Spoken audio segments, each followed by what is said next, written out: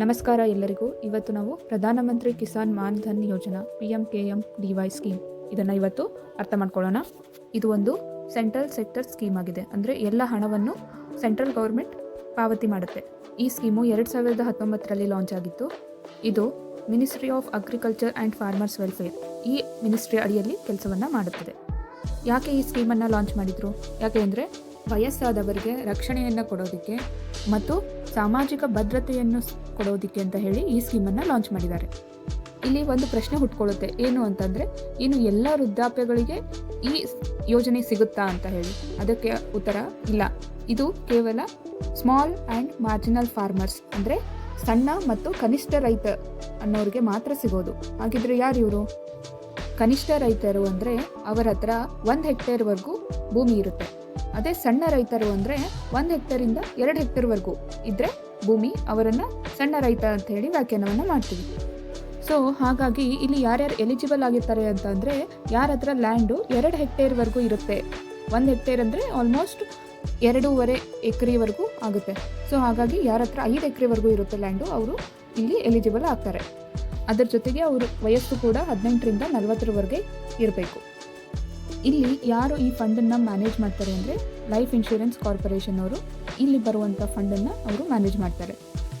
ಈ ಯೋಜನೆಯ ಆಬ್ಜೆಕ್ಟಿವ್ಸ್ ಏನು ಅಂತ ಅಂದರೆ ಸಣ್ಣ ಮತ್ತು ಅತಿ ಸಣ್ಣ ಅಥವಾ ಕನಿಷ್ಠ ರೈತರಿಗೆ ಅವರ ವೃದ್ಧಾಪ್ಯದಲ್ಲಿ ಯಾವುದೇ ರೀತಿಯಾದಂಥ ಖರ್ಚುಗಳನ್ನು ನೋಡಿಕೊಳ್ಳೋದಕ್ಕೆ ಕಷ್ಟ ಆಗುತ್ತೆ. ಸೊ ಆ ಕಷ್ಟವನ್ನು ನಿರ್ವಹಿಸೋದಕ್ಕೆ ಈ ಸಾಮಾಜಿಕ ಭದ್ರತೆಯನ್ನು ಒದಗಿಸುತ್ತೆ. ಯಾವ ರೀತಿ ಅಂತ ಅಂದರೆ ರೈತನಿಗೆ 60 ವರ್ಷ ಆದ ತಕ್ಷಣವೇ ಪ್ರತಿ ತಿಂಗಳು 3,000 ರೂಪಾಯಿ ಪಿಂಚಣಿ ಅಂದರೆ ಪೆನ್ಷನನ್ನು ಕೊಡ್ತಾರೆ. ಈ ಪಿಂಚಣಿ ಸಿಗೋದಕ್ಕೆ ಏನು ಮಾಡಬೇಕು ಅಂದರೆ ರೈತರು ಪ್ರತಿ ತಿಂಗಳು ಅವರ ವಯಸ್ಸಿನ ಅನುಗುಣವಾಗಿ 55ರಿಂದ 200ರವರೆಗೆ ಪೆನ್ಷನ್ ಫಂಡನ್ನು ಕೊಡಬೇಕಾಗುತ್ತೆ. ಉದಾಹರಣೆಗೆ 18 ವರ್ಷ ವಯಸ್ಸಾದರೆ 55 ರೂಪಾಯಿನ ಕೊಡಬೇಕಾಗುತ್ತೆ. ಆ 55 ಅಲ್ಲದೆ ಸೇಮ್ ಅಮೌಂಟ್ ಅಂದರೆ ಇನ್ನೂ ಒಂದು 55ನ್ನು ಸೆಂಟ್ರಲ್ ಗೌರ್ಮೆಂಟ್ದವರು ಕಾಂಟ್ರಿಬ್ಯೂಟ್ ಮಾಡ್ತಾರೆ. ಇದಕ್ಕೆ ಅರ್ಜಿಯನ್ನು ನೀವು ಸಾಮಾನ್ಯ ಸೇವಾ ಕೇಂದ್ರಗಳಲ್ಲಿ ಉಚಿತವಾಗಿ ಹಾಕ್ಬೋದು. ಒಂದು ಅರ್ಜಿಗೆ 30 ರೂಪಾಯಿ ಖರ್ಚಾಗುತ್ತೆ. ಆ ಖರ್ಚನ್ನು ಕೇಂದ್ರ ಸರ್ಕಾರನೇ ವಹಿಸಿಕೊಳ್ಳುತ್ತದೆ. ಇಲ್ಲಿ ಯಾರ್ಯಾರು ಬರೋದಿಲ್ಲ ಈ ಸ್ಕೀಮಲ್ಲಿ ಅಂತ ಅಂದರೆ ಕೆಲವು ರೈತರು, ಸಾಂಸ್ಥಿಕ ಭೂಮಾಲೀಕರು, ಸಂವಿಧಾನ ಹುದ್ದೆ ಹೊಂದಿದವರು ಮತ್ತು ಸರ್ಕಾರಿ ನೌಕರರು, ಇವರೆಲ್ಲ ಈ ಯೋಜನೆಯಲ್ಲಿ ಅರ್ಜಿಯನ್ನು ಸಲ್ಲಿಸೋದಕ್ಕೆ ಆಗೋದಿಲ್ಲ.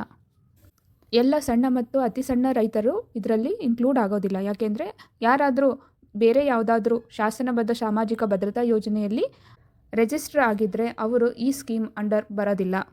ಉದಾಹರಣೆಗೆ ಪ್ರಧಾನಮಂತ್ರಿ ಶ್ರಮಯೋಗಿ ಮಾನ್ಧನ್ ಯೋಜನಾ ಮತ್ತು ಪ್ರಧಾನಮಂತ್ರಿ ಲಘು ವ್ಯಾಪಾರಿ ಮಾನ್ಧನ್ ಯೋಜನಾ ಈ ಯೋಜನೆಗಳಲ್ಲಿ ಏನಾದರೂ ನೋಂದಾವಣೆ ಆಗಿದ್ದರೆ ಅವರು ಪ್ರಧಾನಮಂತ್ರಿ ಕಿಸಾನ್ ಮಾನ್ಧನ್ ಯೋಜನಾ ಈ ಯೋಜನೆಯಲ್ಲಿ ಅವರು ನೋಂದಾವಣೆ ಆಗೋದಕ್ಕೆ ಬರೋದಿಲ್ಲ.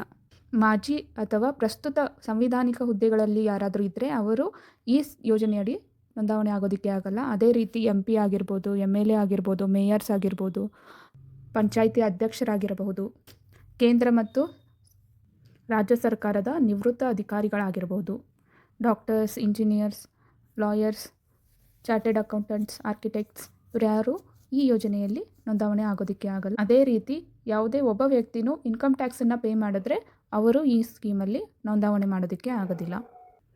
ಈಗ ನೋಂದಾವಣೆ ಆದಂಥ ರೈತ ಏನಾದರೂ ಸಾವನ್ನು ಹೊಂದಿದರೆ ಅವರ ಗಂಡ ಅಥವಾ ಹೆಂಡತಿ ಏನಾಗ್ತಾರೆ 50% ಪೆನ್ಷನನ್ನು ಪಡಿತಾರೆ. ಒಂದು ವೇಳೆ ರೈತ 60 ವರ್ಷಕ್ಕಿಂತ ಮುಂಚೆನೇ ಅಂಗವಿಕಲರಾದರೆ ಅವರ ಗಂಡ ಅಥವಾ ಹೆಂಡತಿ ಈ ಯೋಜನೆಯನ್ನು ಮುಂದುವರಿಸ್ಕೋಬೋದು ಅಥವಾ ಒಟ್ಟುಗೂಡಿಸಿದ ಹಣವನ್ನು ಬಡ್ಡಿ ಸಮೇತ ಹಿಂಪಡೆಯಬಹುದು. ಒಂದು ವೇಳೆ 60 ವರ್ಷಕ್ಕಿಂತ ಮುಂಚೆನೇ ಎಕ್ಸಿಟ್ ಮಾಡಬೇಕು ಅಂತ ಅಂದರೆ ಅಥವಾ ನಿರ್ಗಮನ ಹೊಂದಬೇಕು ಅಂದರೆ ಈ ಯೋಜನೆಯಿಂದ ಅವರಿಗೆ ಅವಕಾಶ ಇದೆ. ಯೋಜನೆ ಆರಂಭಿಸಿ 10 ವರ್ಷದ ಒಳಗೆ ನೀವು ನಿರ್ಗಮನವನ್ನು ಹೊಂದಿದರೆ ಉಳಿತಾಯ ಖಾತೆಯ ಬಡ್ಡಿ ದರದಲ್ಲಿ ಹಣವನ್ನು ತೆಗೆದುಕೊಡಲಾಗುತ್ತದೆ.